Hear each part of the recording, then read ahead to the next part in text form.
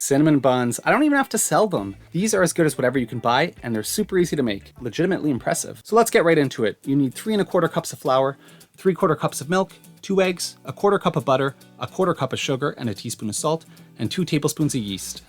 Add them all into a bowl, or a stand mixer bowl if you have one. It does make it a little easier.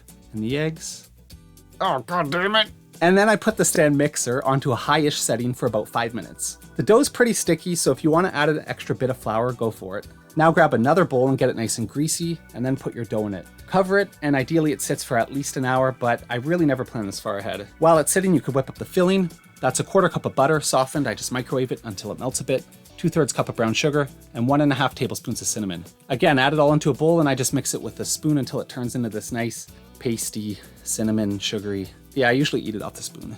Then flour up some kind of surface. I use a cutting board and roll it out. If you like inches, we're aiming for about 9 by 14. And I really love the feeling of this dough. Unlike me, it's really easy to work with. That was lame. Get off the stage. You can spread your diarrhea paste out and subscribe to my diarrhea channel. Ah, that was pretty good. No? I'm spending way too much time spreading it. But look at, like, it pays to get it even, actually. You should spread it evenly. Roll it up like a big fat blunt and cut it up. Now's where things went awry. If someone ever tells you to cut it with string or dental floss, tell them to go f themselves. Maybe I just don't know what the hell I'm doing. I just use a knife and hack it up real quick. So usually I cut it into 7 to 9 pieces, 7 if I'm using the 9-inch round pan, and 9 if I'm using the 9-inch square pan. Make sure you grease it up before loading them in.